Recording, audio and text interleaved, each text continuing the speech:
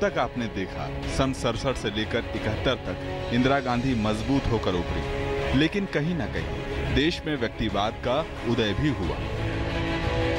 Privy purse और बैंकों के राष्ट्रीयकरण के मुद्दे पर इंदिरा गांधी का टकराव न्यायपालिका से हुआ। सुप्रीम कोर्ट की नियुक्तियों में सियासी दखलंदाजी की कीमत आखिरकार लोकतंत्र को चुकानी पड़ी।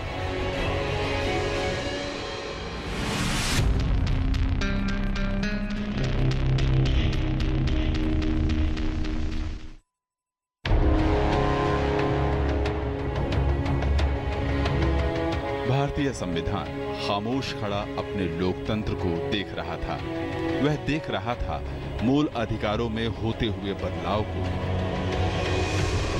वह सुन रहा था न्यायपालिका से आने वाली आवाजों को। वह महसूस कर रहा था शक्तियों की टकराहट को। वह देख रहा था किस कदर विधायिका मूल अधिकारों को बदलने पर आमादा है और अदालत बार बार विधायिका को आगाह कर रही थी। बेसिक स्ट्रक्चर का जो जजमेंट आया उसके बाद अब बहुत मुश्किल हो गया किसी को कॉन्स्टिट्यूशनली एक तानाशाही लाने के लिए हमारे देश में। और इंदिरा गांधी भी एक दिखाव के लिए वो कॉन्स्टिट्यूशन में जितना कर सकें वो करने के लिए प्रयास की, तो इसलिए 42nd अमेंडमेंट लाई थी। उससे पहले मिसेस गांधी ने जजों को सुपरसीड कर दिया और ऐसे जज लगा दिए जो कि उसकी बात मानी। बड़ा कौन, वर्चस्व किसका, शासन किसका, यह जद्दोजहद थी लोकतंत्र के दो बड़े खेलों। इस जंग में जिसके हितों की बात होती थी, जिसके लिए शासन था, जिसके लिए न्यायालय फैसले देते रहे, वही जनता पीछे छूटती चली गई। जनता अपने अधिकारों के लिए जंग लड़ रही थी। वह रोज कालाबाजारी से परेशान थी। वह भ्रष्टाचार से बार बार छली जा रही थी। वह महंगाई से तबाह थी।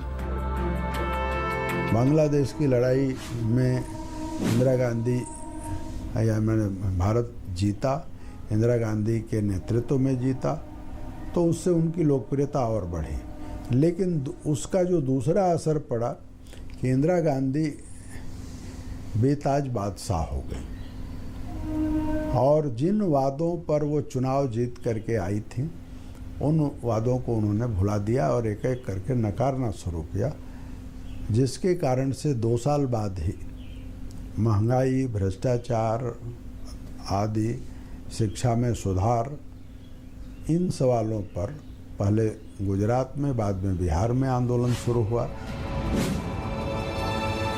20 दिसंबर 1973 जब एलडी इंजीनियरिंग कॉलेज अहमदाबाद के छात्र गुजरात में फैले भ्रष्टाचार, कुशासन से परेशान हो चले थे।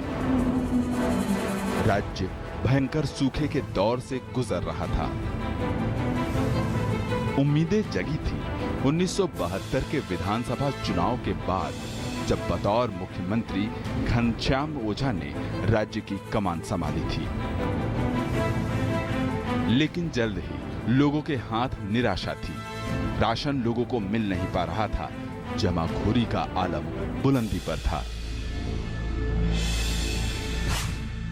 उन दिनों में यहाँ गुजरात में महंगाई बहुत बढ़ गई थी।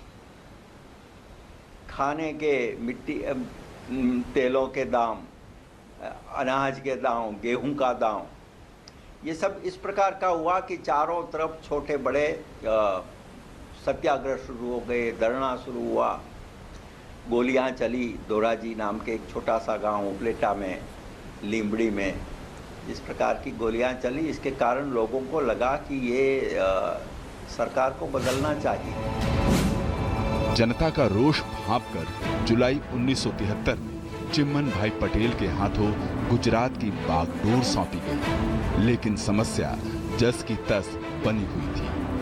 ऐसे में एलडी इंजीनियरिंग के छात्रों के खाने के बिल अचानक 20% तक बढ़ गए। बदहाल छात्रों का रोष फूट पड़ा। नवयुवक निर्माण समिति बनी और 20 दिसंबर 1973 को अहमदाबाद में छात्रों ने धरना प्रदर्शन किया। 73 दिसंबर में गुजरात में नवनिर्माण क्रांति का आंदोलन प्रारंभ हो गया। मोरबी के इंजीनियरिंग कॉलेज के हॉस्टल में जिस प्रकार के शुल्क बढ़ा, उसके खिलाफ विद्यार्थी वहां आवाज उठाए, वो धीरे धीरे पूरे गुजरात पर व्याप्त हो गया। उसका छात्र शक्ति राष्ट्र शक्ति ये उभार होता आ रहा था। उसके पहले बर्कले यूनिवर्सिटी अमेरिका में भी students power Nations power, students power की बात थी। उसके पहले ब्लैक पावर की बात विदेशों में चल रही थी। उसी की एक छोटी सी धमक भारत में भी थी। छात्रों के विरोध प्रदर्शन को कुचलने के लिए पुलिस ने आक्रामक रवैया अपनाया। लाठीचार्ज हुई, गोलियां चली।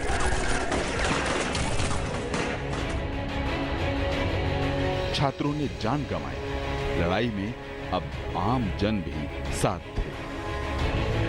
7 जनवरी 1974 के विरोध प्रदर्शन में पूरा अहमदाबाद आ जुड़ा। 10 जनवरी को पुलिस ने अहमदाबाद और बड़ोदरा में फायरिंग की।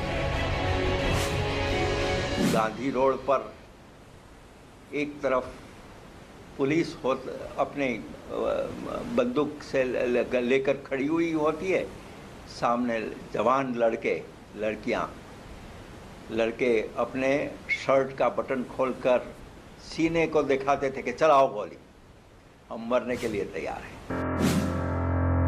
छात्रों का आंदोलन फैल गया। 20 जनवरी 1974 को गुजरात के 16 जिलों में बंद का आह्वान किया गया। राज्य सरकार ने आर्मी से मदद मांगी। अगली सुबह 26 जनवरी की थी। गणतंत्र दिवस, जनता का दिन, संविधान के लागू होने का दिन। लेकिन गुजरात का यह दिन संगीनों के साए में बीता। जनता अपनी आवाज की कीमत चुका रही थी और इनकी मांग थी सिर्फ रोटी। उनको नाम प्रोफेसर मावलंकर ने दिया नवनिर्माण आंदोलन। तो चारों तरफ नवनिर्माण चालू हो गया। पूरे गुजरात में 1 महीने तक 144 धारा और लोगों को मिलने की मनाही और चारों तरफ गोली चालन, ऐसा आंदोलन गुजरात की राजनीति में बहुत कम हुए। जनता ना तो रुकी और ना ही डरी। रोष लगातार बुलंद और बुलंद होता गया और चिमन भाई पटेल ने 7 फरवरी 1974 को इस्तीफा दे दिया। लेकिन लोगों की मांग थी कि विधानसभा भंग की जाए और तब 16 मार्च 1974 को गुजरात विधानसभा भंग की गई। छात्रों के आक्रोश का यह आंदोलन 73 दिनों तक चला। इनमें 103 लोगों ने जान गंवाई,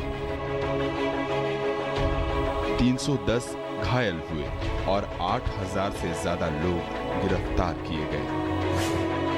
किस तरह से चिमन भाई सरकार जाती है और वहाँ पर सभी दल इकट्ठा होते हैं और एक जनता सरकार गुजरात में बनती है। पहली बार कांग्रेस पार्टी सत्ता से बाहर जाती है उस आंदोलन के लिए।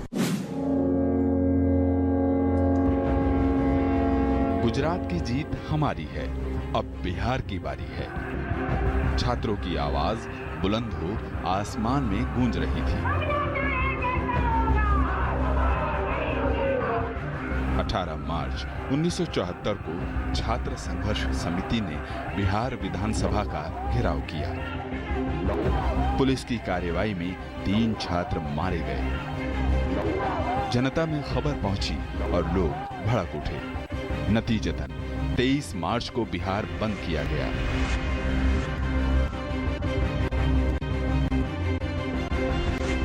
इस पूरे हफ्ते में 22 लोग अपनी जान गंवा चुके थे।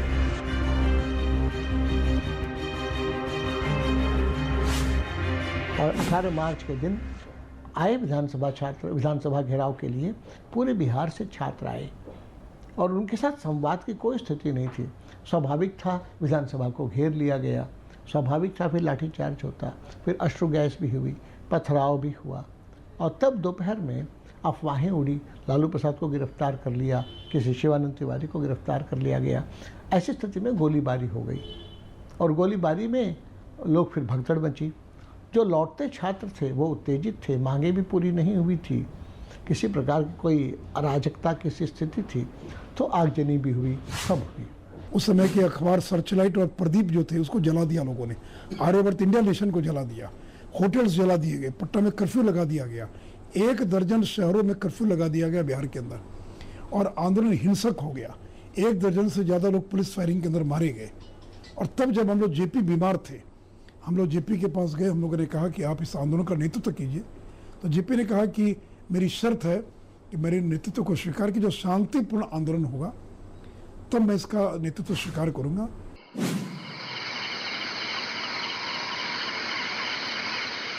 सर्वोदय मूवमेंट और छात्र संघर्ष समिति के अधिकतर लोगों को 29 मार्च तक गिरफ्तार कर लिया गया था। बुझाता है कि पुलिस है। ऐसे में जयप्रकाश नारायण छात्रों का नेतृत्व करने के लिए तैयार हुए।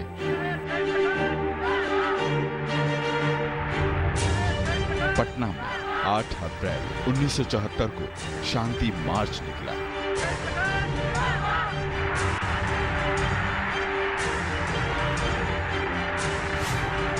जिस ढंग से लोगों का इन्वॉल्वमेंट जो है उस जुलूस में दिखाई दिया, सड़क के किनारे लोग खड़े हैं लेकिन चेहरे का हाव भाव ऐसा बता रहा है कि ये बिल्कुल वो जुड़े हुए हैं इस जुलूस से। एक नारे नहीं, एक शब्द नहीं, दोनों तरफ सड़क के खड़े लोग केवल तालियां बजा रहे थे।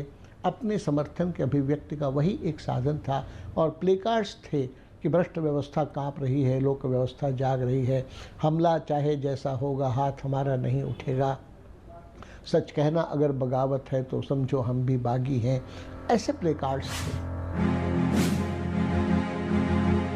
एक बार फिर राज्य में छात्र पुलिस की गोलियों का निशाना बने। 12 अप्रैल को गया में 12 छात्र मारे गए।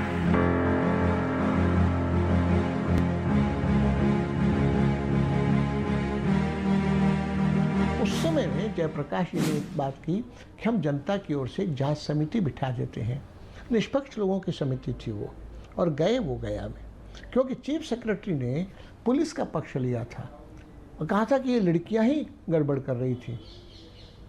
अब जब ये बात बन गई और चीफ सेक्रेटरी का ये बयान आ गया तो जयप्रकाश जी ने कहा कि सरकार को अब रहने का कोई नैतिक अधिकार नहीं है जहां एग्जीक्यूटिव का सर्वोच्च व्यक्ति इतनी गलत बयानी करता है और जन समिति की जो बात है वो उससे सर्वथा विपरीत है। मैं मानता हूं कि जन समिति के लोग सही कह रहे हैं और सरकार अपने औद्धत्य पर आमादा है। धरना, घेराव, शांति प्रदर्शन सब चलता रहा लेकिन सरकार पर असर नहीं पड़ा। 23 सितंबर को बिहार में दमन विरोध दिवस के रूप में छात्रों ने विरोध जताया। 20 अक्टूबर की तारीख जब गांधी मैदान में जेपी को सुनने जन सैलाब जमा था और मैदान में गूंज रहा था, सच कहना अगर बगावत है तो समझो हम भी बागी हैं। यह आवश्यक नहीं है कि जनता का चुना हुआ कोई प्रतिनिधि अपने कार्यकाल की अवधि पूरी होने तक अपने पद पर बना ही रहे। प्रतिनिधित्व पर आधारित सरकार अपने कर्तव्य का पालन नहीं करती, भ्रष्टाचारी, दमनकारी और अक्षम हो जाती है, तब मतदाताओं को यानी जनता को यह अधिकार है कि वह उनके इस्तीफे की मांग करे। भीड़ का कहना क्या, हजारों लाखों भीड़।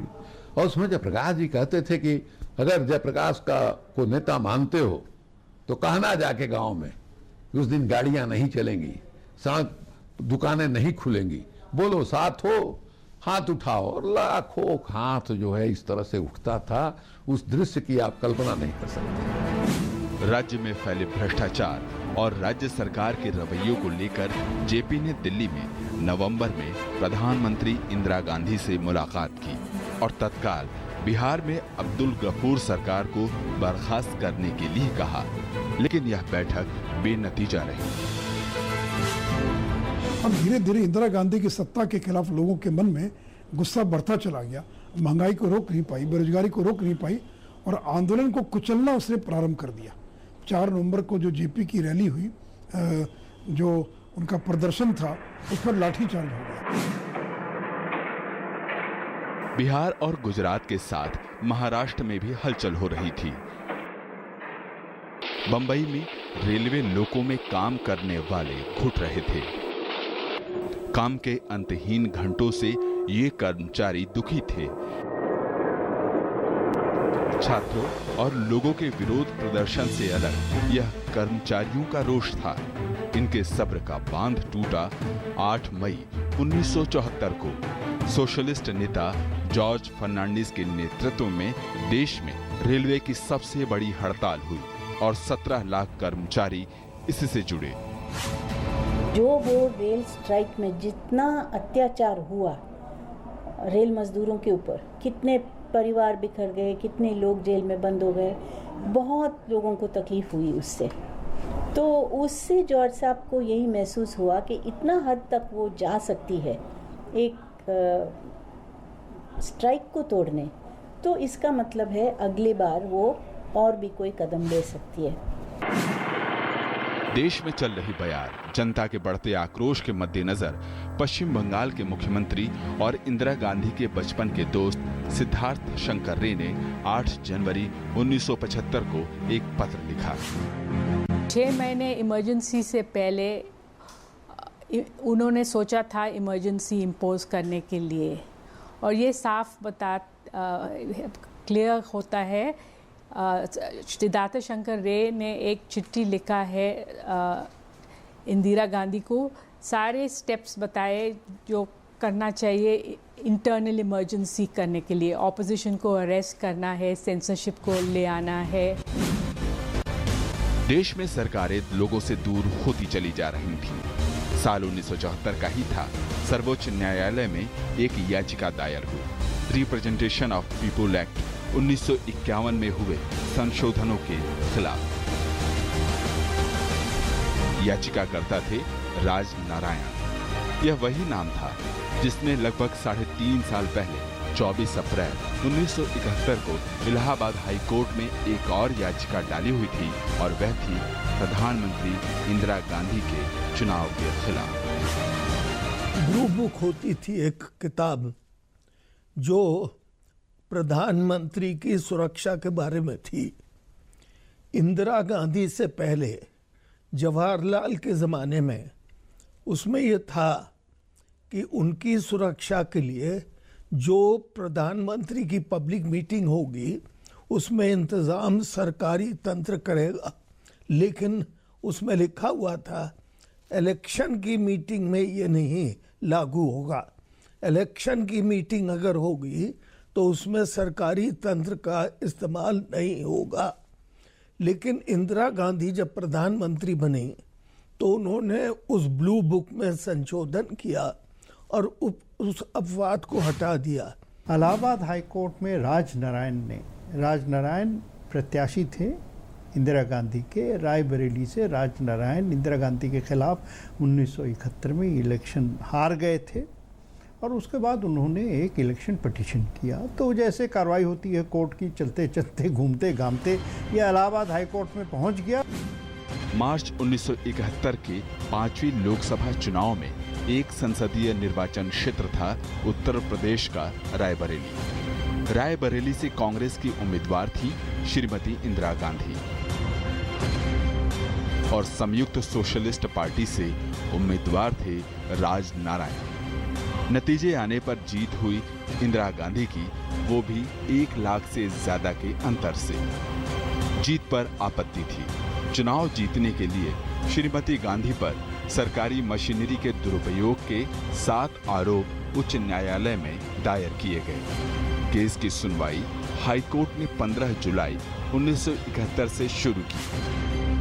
नवंबर 1974 से लेकर और 24 जून 1975 तक का ये जो समय है, वो अदालतों में जैसे जैसे मुकदमा बढ़ा है, तो अदालत हाईकोर्ट में मुकदमा जैसे जैसे प्रगति कर रहा था, तो बहुत थोड़े लोगों ने उसको ध्यान दिया कि दरअसल ये मुकदमा इंदिरा गांधी के खिलाफ भी जा सकता है। 12 जून 1975 की तारीख आ गई।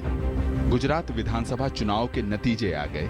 कांग्रेस सत्ता से बाहर हो गई। बाबू भाई पटेल कांग्रेस ओ के मुख्यमंत्री बने। सरगर्मी बढ़ गई। इलाहाबाद में भी जस्टिस जगमोहन लाल सिन्हा की अदालत ने आरोप सही पाए और इंदिरा गांधी को दोषी पाया। चुनाव को अमान्य करार दिया गया। साथ ही अगले 6 साल तक चुनाव लड़ने से रोक भी लगा दी। न्यायालय ने पाया कि पुलिस बल और officer on special duty Yashpal Kapoor ने इंदिरा गांधी के लिए काम किया था। प्रधानमंत्री इंदिरा गांधी को दोषी पाया गया। स्थिति अब सामान्य नहीं रही। इंदिरा गांधी के वकील ने अपील की और आधे घंटे बाद ही जस्टिस जगमोहन सिन्हा ने 20 दिन के लिए न्यायालय के फैसले को लागू होने से रोक दिया। क्योंकि इंदिरा गांधी ने उसको अमेंडमेंट कराया था, मैंने उनसे जरा मैं ये बात पूछी कि क्या आपके आदेश से ये हुआ था संशोधन? उन्हें ऐसा लगा कि अगर वो कहती हैं मेरे आदेश से नहीं हुआ था तो शायद संशोधन अवैध हो जाए, तो इसलिए उन्होंने कहा कि हाँ मेरे हुक्म से हुआ था। तो उससे बात साबित हो गई कि उन्होंने खुद सरकारी तंत्र का उपयोग होने के लिए अपनी मर्जी से किया। फैसला दिया कि ये इलेक्शन पिटीशन राजनारायण का सही है और इससे इंदिरा गांधी को पार्लियामेंट से डिस्क्वालीफाई कर देना चाहिए। इसका ये मतलब हुआ कि अगर पार्लियामेंट में नहीं रहती तो इंदिरा जी के पास 2 ऑप्शंस थे, या तो रिजाइन करके फिर इलेक्शन लड़ लेती, लेकिन अगर रिजाइन करके फिर इलेक्शन लड़ती तो वातावरण ऐसा उनके हाथ से निकल गया था कि वो फिर हार जाती। 12 जून से दिल्ली में हलचल बढ़ गई। प्रधानमंत्री इंदिरा गांधी ने लोगों के बीच अपनी बात कहने का रास्ता चुना। एक बार फिर दिल्ली की सारी सरकारी मशीनरी इंदिरा गांधी के लिए उठ खड़ी हुई। रैलियों का रेला शुरू किया गया और 20 जून को वोट क्लब में रैली हुई। वहां से सारी बसें, पूरा का पूरा जत्था बसों का हटा दिया और राजनीतिक कार्रवाई में लगा दिया। और सिर्फ यही नहीं, मोटर व्हीकल्स एक्ट का उल्लंघन हुआ, क्योंकि इन बसों को भेजा गया राजस्थान से लोगों को लाने के लिए, हरियाणा से लोगों को लाने के लिए, उत्तर प्रदेश से लोगों को लाने के लिए। तो ढोने का काम किया, जो कि डीटीसी के पास तो वो लाइसेंस नहीं है, वो तो लाइसेंस केवल दिल्ली शहर में चलने का लाइसेंस था, तो उनका गैर जिम्मेदार तरीके से इस्तेमाल किया गया। 20 जून 1975 को ही इंदिरा गांधी ने सुप्रीम कोर्ट में याचिका भी दायर की थी। वेकेशन जज जस्टिस कृष्णा अय्यर की अदालत ने 24 जून को फैसला दिया और कहा कि प्रधानमंत्री के तौर पर इंदिरा गांधी कार्य कर सकती हैं, लेकिन संसद में श्रीमती गांधी किसी मुद्दे पर वोट नहीं कर सकेंगी।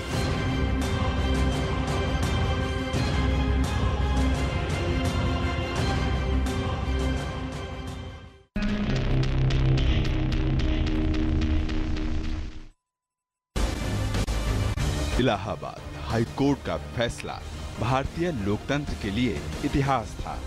कोख में एक और बीज पड़ चुका था। 24 जून सुप्रीम कोर्ट के फैसले ने भी आने वाले लोकतंत्र के लिए एक नई जमीन तैयार की। क्या होने वाला था देश में? अगले दिन का सूरज कौन सी राजनीतिक हलचल लाने वाला था?